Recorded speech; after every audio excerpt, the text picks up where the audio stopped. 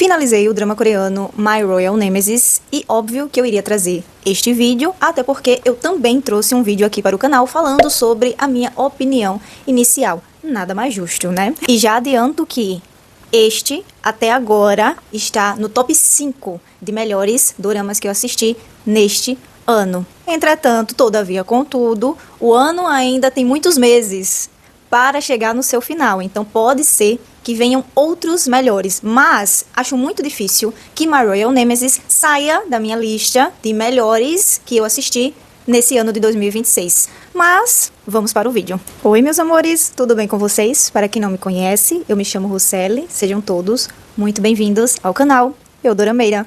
Você caiu de paraquedas aqui neste vídeo e ainda nem começou a assistir este drama. Este vídeo não é para você, porque eu vou falar a minha opinião sobre o meio e o final com spoiler. Então, assiste primeiro o primeiro vídeo que eu falo sobre este drama, minha opinião inicial, a sinopse, as minhas primeiras impressões. Vai concluir o drama depois, você volta aqui neste vídeo. Agora, para você que ainda não concluiu, assistiu só os primeiros episódios, fique aqui por sua conta em risco. Então, vamos começar a minha opinião sobre o final deste drama. Meus amores, enquanto eu estava me preparando para gravar este vídeo, eu tive uma ideia que, na verdade, eu nunca tinha feito em nenhum outro vídeo aqui no canal, que é também falar sobre o título do dorama, que também é muito importante, inclusive. Então, meus amores, vamos falar por quê My Royal Nemesis. My Royal Nemesis, ou traduzindo ao pé da letra, significaria meu nobre inimigo, porque Nemesis, que tem uma origem do idioma grego, significa inimigo, que se refere, na verdade, a uma deusa da mitologia grega, que era a deusa da vingança, a deusa da justiça retributiva. E esse título se refere, na verdade, mais à protagonista.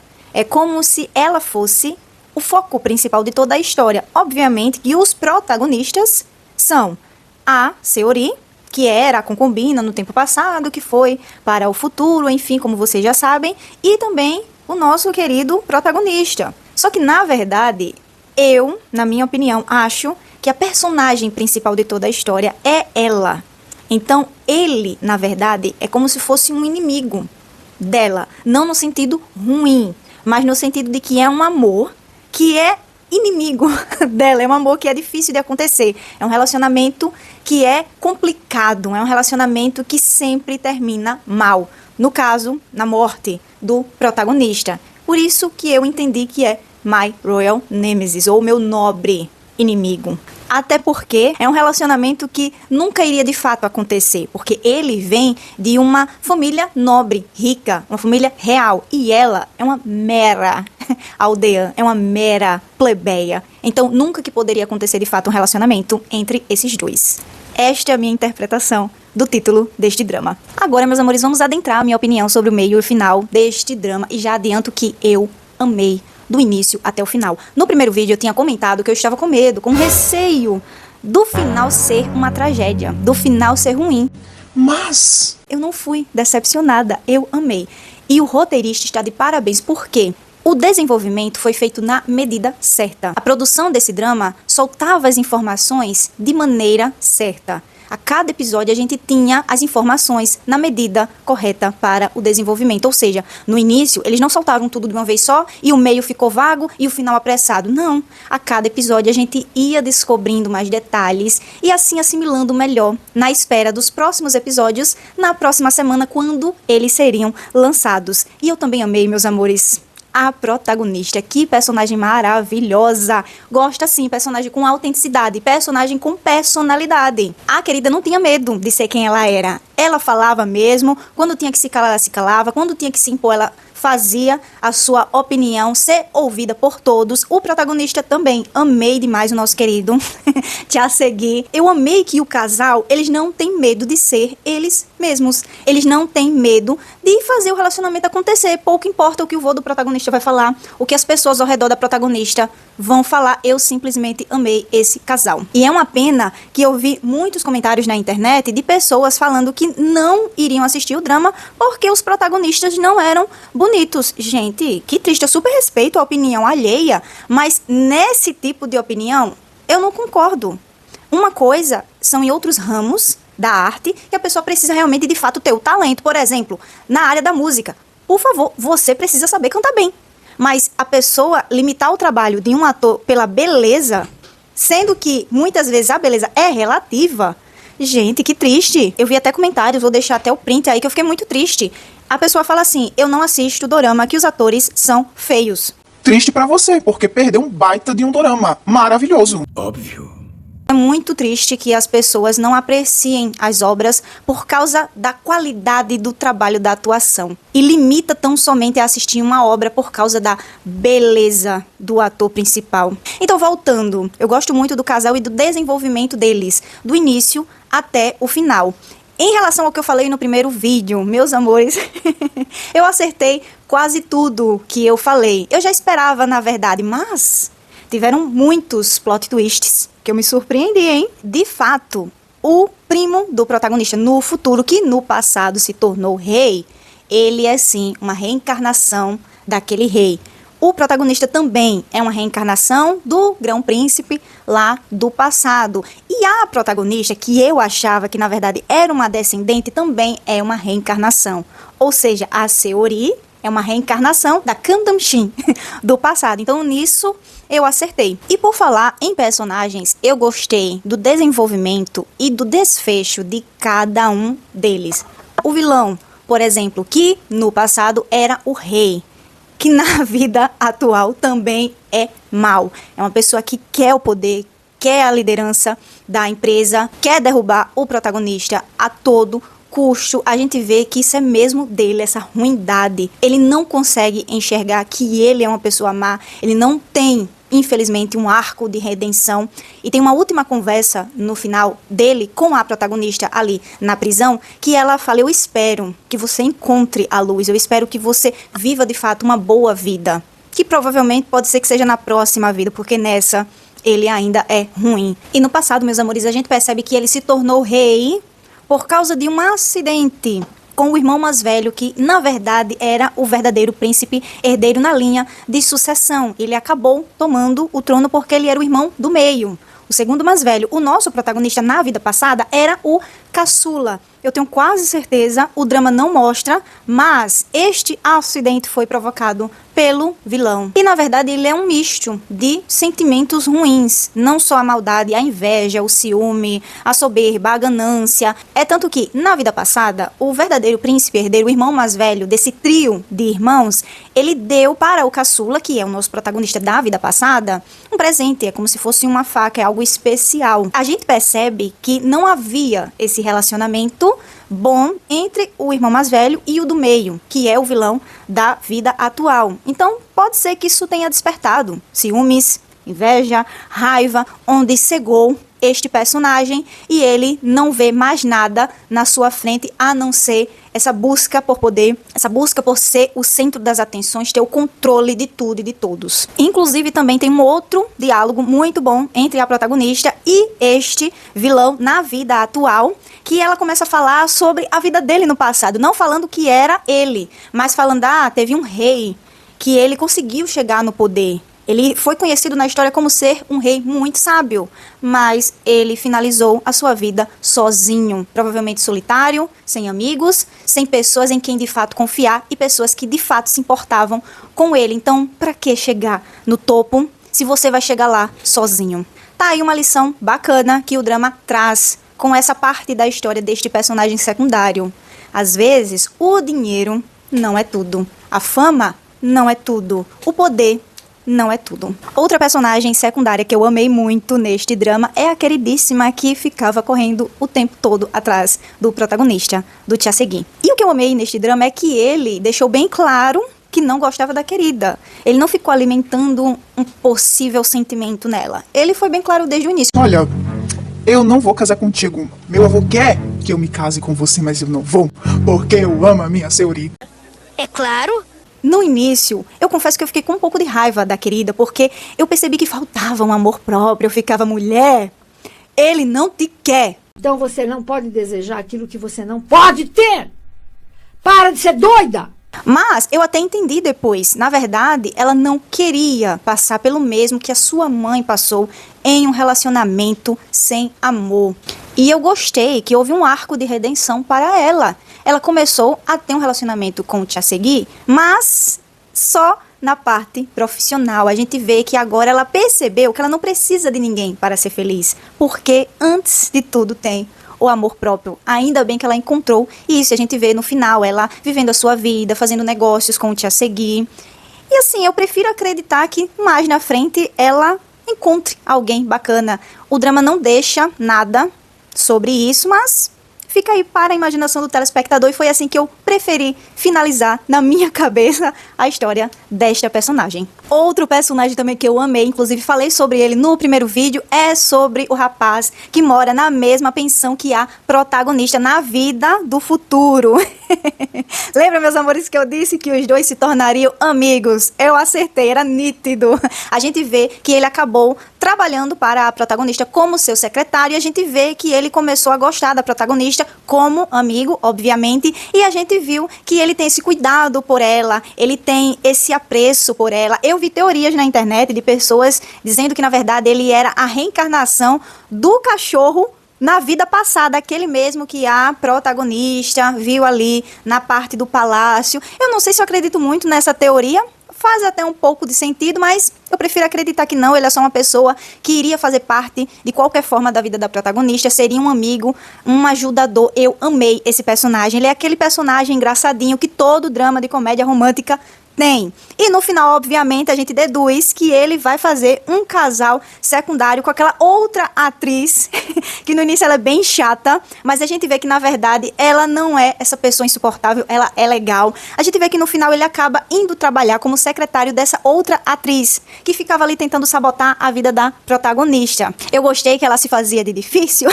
mas sempre que a protagonista estava em um momento ruim, ela estava lá tentando ajudar. Quando a protagonista estava no hospital, ela estava lá visitando. Então, assim, prefiro acreditar que elas podem virar amigas em algum momento. Outra coisa que o drama também não mostra, mas fica aí para o telespectador imaginar. E como eu sou uma pessoa que usa muito a imaginação, eu crio essas fanfics na minha cabeça. Me deixa. Agora, meus amores, vamos falar sobre os personagens secundários mais velhos. Sim, a avó da protagonista, da Saori, e o avô do protagonista. Meus amores, que fofinhos. O avô do protagonista, no início e no final também, ele é chato, mas é o jeito dele. Ele ama o neto, ele se preocupa com o neto, ele quer cuidar do neto. Parece que ele não gosta da protagonista. Não é isso que eu entendi. Na verdade, ele tem esse cuidado pelo neto. E na visão dele, como um avô, ele vê que ela não vai dar o que ele precisa, porque ela é órfã. Enfim, mas no fim a gente vê que ela acaba aceitando o relacionamento, fica todo mundo feliz. A avó da protagonista, meus amores, ai, essa personagem me pegou. Quando ela faleceu na história deste drama, eu fiquei emocionada, meus amores, porque, ai, não quero nem falar, porque eu não tive vivência com a minha avó materna. Quando a minha avó materna faleceu, eu era muito novinha, eu tinha o quê? 7 anos, 8 anos, então eu não tenho muitas memórias, eu não sei o que é ter uma avó, sabe? E eu não tive tanto contato assim com a minha avó paterna. Quando a minha avó paterna faleceu, eu já era adulta, só que eu não tive essa convivência muito grande, porque eu cresci em Alagoas, Maceió, no Brasil, e a minha avó paterna cresceu em Pernambuco. Então eu não tive muito contato com ela, eu não sei o que é ter carinho de avó, eu não sei. Então, assim, ver o relacionamento lindo entre a protagonista e a sua avó foi, assim, emocionante. Não vou falar mais para não chorar.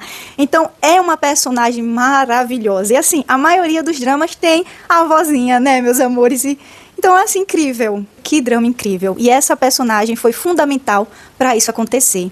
Para que o telespectador, principalmente a minha pessoa, se afeiçoasse a este drama. Agora, em relação aos outros personagens, eu acho que eles não tiveram grandes aparições aqui neste drama, e isso é a coisa mais normal, meus amores. Toda obra, seja drama, filme, série, isso sempre acontece. Existem os personagens principais, os secundários e os terciários. São aquelas pessoas que aparecem em momentos pontuais. Elas têm as suas funções naquela história, aparecem quando é devido e somem da história e tá tudo bem.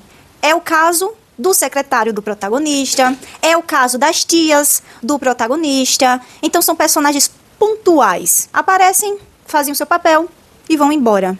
Agora, meus amores, vamos falar sobre o final do drama. A parte que eu estava mais empolgada para falar. Que final incrível, fugiu completamente do clichê do que a gente espera de uma comédia romântica. O que normalmente acontece em uma comédia romântica? Um dos personagens principais perde a memória, Acontece um término inexplicável, sem motivo algum, e isso não acontece aqui. Uma coisa que eu amei é que o casal protagonista simplesmente decide que um não vai desistir do outro. Não tem essa de terminar. Não tem essa de ir embora. Não, a gente vai fazer dar certo os dois juntos. Ela fala o tempo todo, inclusive para o avô do protagonista. Olha, eu posso não ser o ideal de esposa que você quer para o seu neto, mas não importa. Eu vou dar o meu jeito, eu vou fazer o seu neto feliz. Eu vou estar do lado dele. Eu não o deixarei sozinho. E ele também. Ele fala inclusive para ela, olha querida, deixa eu cuidar de você. Eu vou cuidar, eu vou proteger. Eu sou seu homem. É verdade. E em um momento que a gente acha que, na verdade, vai acontecer esse término, que é quando ela volta no passado pela segunda vez, na verdade não é um término. Ela foi tentar resolver a história ali no passado para que ela fique com o seu querido no futuro. Nessa altura do campeonato, se passaram 3 meses, sim. Do primeiro episódio até o último, se passaram 3 meses, que é o tempo que aquele cometa, aquela estrela está passando no céu. Só que ela está indo embora.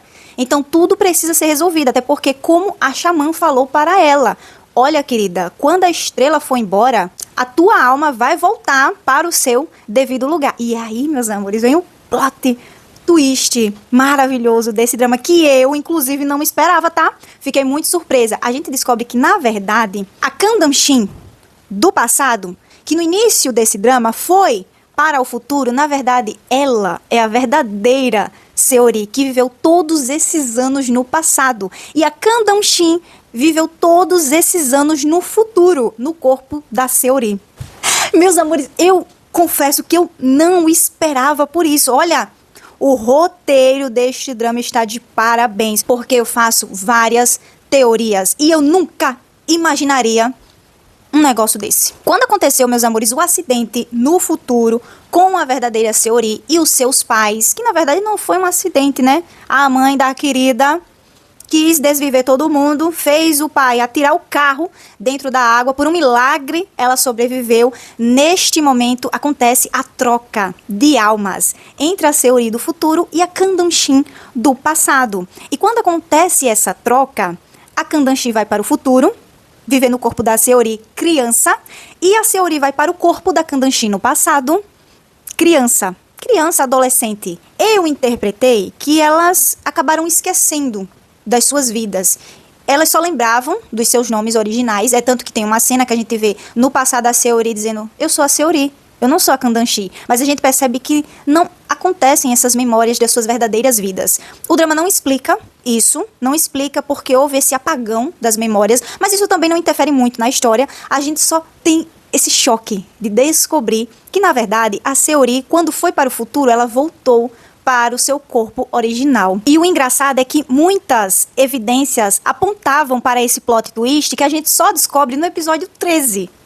Como, por exemplo, a gente escuta em outros episódios anteriores uma conversa da dona da agência, da protagonista, ela falando que a Seori passou por esse acidente e quando ela voltou, que ela foi a única sobrevivente, ela não era mais a mesma. Ela não conseguia atuar. Porque quem é a atriz é a Seori, não é a Kandam-shin.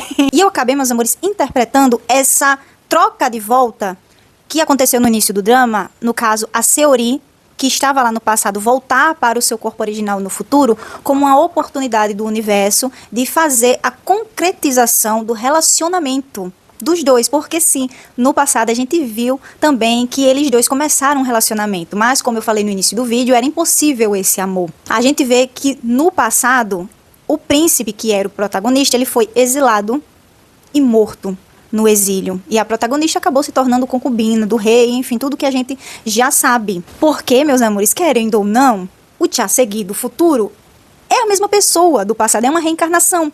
Ou seja, o sentimento é o mesmo, a pessoa é a mesma, a alma é a mesma. Então, ela teve essa oportunidade dada pelo universo de viver, de fato, esse amor dos dois, concretizarem esse amor. Ah, eu amei. Só que, meus amores, algumas coisas precisam ser consertadas. É por isso que, como eu falei há um tempo atrás, neste vídeo, ela voltou pela segunda vez para a Era Choson para resolver isso. Por quê? No futuro, o fim do protagonista seria o mesmo do passado. Ele iria acabar morrendo ou o amor dele seria destruído. Só que quando ela volta pela segunda vez no passado, para o corpo da Kandam-shin, o passado mudou. E a gente vê que no passado ela consegue salvar a vida do protagonista, porque na história anterior, na versão anterior, na verdade, ele foi morto no exílio. E dessa vez, ela fez com que ele fugisse. A gente vê que eles acabam caindo ali do precipício, só que, obviamente, eles sobreviveram. E depois que a protagonista consegue salvar o protagonista na vida passada, a gente vê que ela vai para uma casa que parece não ser no mundo real, obviamente. Eu não sei se é um limbo, eu não sei se é um mundo pós-vida, eu não sei se é aquela brecha que divide uma vida, da próxima reencarnação. Eu só sei que ali a gente vê que ela fala com essa xamã, que na verdade essa xamã ali está num papel de como se fosse um guardião do mundo, não sei, não fica muito claro no drama, e ela fala, ó, você conseguiu, você quebrou a maldição. Então escolha aí, minha querida, você quer ir para onde? Você quer ir para o passado, para o futuro? Você quer fazer o que da sua vida? A gente vê que a protagonista está um pouco receosa, só que ela começa a ouvir a voz do protagonista, porque no futuro a querida está em coma, o corpo da verdadeira Seori está em coma, e ela começa a ouvir, e ela começa a lembrar de tudo que ela viveu com o protagonista, e ela decide voltar para o seu corpo. A gente vê a cena linda dos dois se encontrando ali na calçada, na rua, e a gente vê que eles agora sim, de fato, vão viver as suas vidas, viver esse relacionamento, e obviamente que a gente também vê o passado, a gente vê que a Kangdong Shin, que viveu todos esses anos no futuro, voltou para o seu corpo, naquela cena que a gente vê ela na porta da cidade com uma roupa de homem, e a gente vê que ela provavelmente vai viver a sua vida, e a gente vê que ela acaba encontrando com o protagonista, no caso, a vida passada do protagonista, e como são as mesmas pessoas, só que em reencarnações diferentes, a gente deduz também que os dois vão ficar juntos também no passado. A Seori e o Chasegi no futuro, a Kangdong Shin com a versão do protagonista do passado, a reencarnação. E é isso, meus amores. Eu achei engraçado que no passado, quando a Kangdong Shin volta para o seu corpo, ela tem um linguajar diferente. Ela fala algumas palavras modernas que naquela época ainda não existiam no coreano dos tempos modernos. Eu amei essa sacada do roteirista, amei. Os detalhes desse drama são muito bons. E o final, meus amores, é feliz. É lindo. E a última cena deste drama, os dois na praia, se abraçando, um confessando o seu amor para o outro. Ai, meus amores, absoluto cinema. Muito bom. E é isso, meus amores. O que falar? Foi um drama perfeito do início até o final. Era isso que eu queria e foi isso que eu tive. Estou completamente satisfeita. Chegamos a mais um final de vídeo aqui no canal, meus amores. Eu acho que esse vídeo tá longo. Me perdoem, meus amores. Eu realmente precisava falar tudo o que eu falei aqui. Por mim, eu ficaria horas aqui, de tão bom que esse drama foi. Mas, deixem nos comentários o que vocês acharam deste drama. Vocês gostaram? Vocês acham que faltou alguma coisa? Vamos conversar aqui embaixo. Mas, se você gostou, deixa o like. O YouTube super entende que você gosta deste tipo de conteúdo e ajuda a divulgar mais o meu conteúdo nesta plataforma. E se você caiu de paraquedas aqui nesse canal e ama doramas, considere se inscrever e fazer parte da nossa família. E até o próximo vídeo, meus amores. Um beijo. Tchau!